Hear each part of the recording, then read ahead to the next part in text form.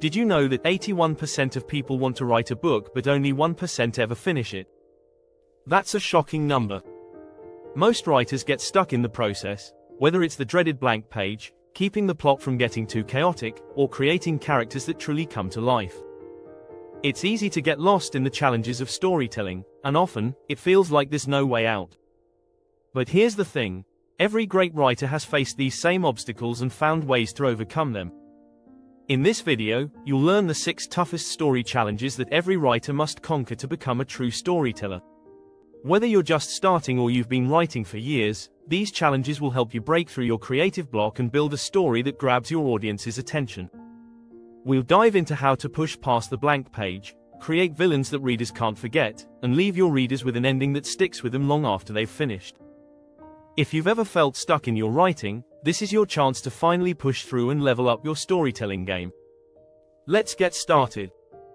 Chapter 1, The Dreaded Blank Page. Breaking through the first wall. We've all been there, the dreaded blank page.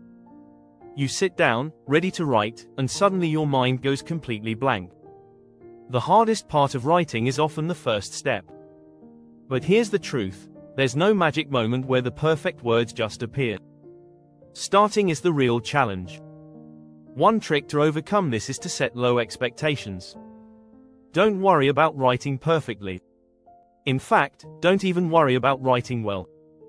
Just focus on getting words down, no matter how messy. This concept is backed by author Anne Lamott, who says, almost all good writing begins with terrible first efforts. So don't stress, let your first draft be imperfect. Another effective strategy is free writing. Set a timer for 10 minutes and write without stopping. No editing, no judgment. You'll be surprised how much flow you can generate when you stop worrying about getting it right. A lot of the best writers didn't start with a polished product, they started with messy, raw ideas. Also, try starting in the middle. If the opening feels impossible, skip it. Write a key scene, and then come back to the introduction later. It helps ease the pressure and lets you build momentum. The key here is starting somewhere, anywhere. Chapter 2, Plot versus Chaos. Mastering the art of structured spontaneity. Every writer faces the same question. Should I plot everything out, or should I let the story take me wherever it wants to go? It's a struggle between structure and freedom. The truth? You need both. You can't have the chaos of creativity without a little structure to guide it. Plotting is like a roadmap. It gives you direction, but it doesn't tell you how to drive. Take the hero's journey, for example, which is one of the most universal story structures in existence. Writers like George Lucas used it to craft Star Wars. But, even with a structured outline, there's room for improvisation and unexpected twists. On the other hand, too much structure can stifle creativity. If you outline every little detail, you risk killing the magic of discovery. Instead, allow some freedom to explore as you write. The idea is to give your story a skeleton, but let the flesh come in organic bursts of creativity. One strategy to balance this is using plot points. These are major events in the story that must happen, but you don't need to know exactly how they'll unfold. The rest is up to you and your characters. This mix of structure and spontaneity is what keeps the story alive and exciting. Chapter 3, The Villain You Love to Hate. Crafting memorable antagonists. A good villain makes the hero's journey worth watching. But a truly great villain isn't just evil for the sake of it. They're complex, relatable, and driven by strong motivations. Think about the Joker from The Dark Knight. He's terrifying, but his unpredictability and philosophy make him fascinating. Creating a memorable antagonist requires understanding that they are more than just obstacles for the hero. They need to have depth. In Harry Potter, Voldemort isn't just a bad guy, he represents fear, power, and immortality. His backstory shapes his actions, making him more than just a villainous force.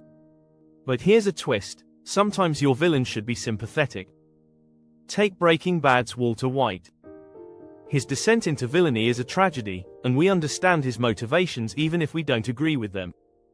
The key is showing the villain's humanity, so readers see them as more than just a one-dimensional, bad guy. To create this kind of villain, give them something the reader can connect with. A deeply held belief, a tragic backstory, or a seemingly noble cause can all make a villain more compelling. And remember, even bad guys need their flaws. That's what makes them believable.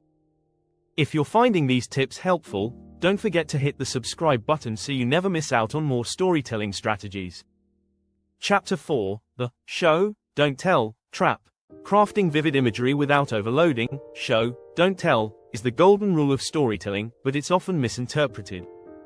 Writers sometimes take this too far, using endless description that bogs down the story. The key is balance. You need to show emotions and settings without drowning the reader in unnecessary details. Take the idea of showing emotion. Instead of saying, "She was angry," describe the clenched fists, the flushed face, the sharp words that spill out. But don't overdo it. Description should enhance the scene, not overwhelm it. A little goes a long way. A great example is The Great Gatsby. Fitzgerald shows Gatsby's obsession through his actions and the grandeur of his parties. We don't need a long explanation of how he feels, his actions speak volumes. One strategy to avoid over-explaining is to choose specific, telling details. For example, if you're describing a messy room, instead of listing every item, focus on one or two key objects that tell the reader everything they need to know about the character. Chapter 5, Character Evolution. From flat to fierce, flat characters are forgettable. You know the ones, the hero who never changes, the sidekick who's always the comic relief. But real stories are about transformation. A compelling character should evolve throughout the narrative, facing internal and external challenges. Think of the Hunger Games. Katniss starts as a reluctant hero, but by the end, she's a symbol of rebellion. Her evolution is tied to the events around her, but also her personal growth. A character arc should always reflect change, even if it's subtle. To create this evolution, place your character in situations that force them to grow. This could be a moral dilemma, a major loss, or a relationship that challenges their beliefs. The character doesn't have to end up perfect, but they should end up different from where they started. Another strategy is to build a flaw into the character. This flaw is something they must confront or overcome during the story. Whether it's arrogance, fear, or selfishness, this flaw is the catalyst for their growth. Chapter 6, The Endgame. Leaving a lasting impact without a perfect ending. The pressure to craft the perfect ending can be overwhelming. But here's a little secret: a perfect ending doesn't exist. Great endings don't always tie everything up in a neat bow, they resonate emotionally and leave the reader thinking.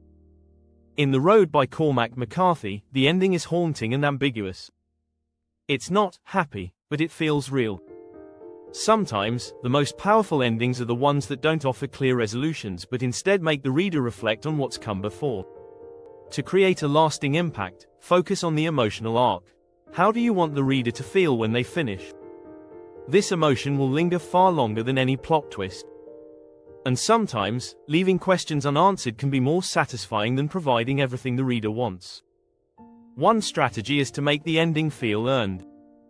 It should be the result of the character's journey, not something out of left field. Even if the ending is open-ended, as long as it's earned, it will feel satisfying.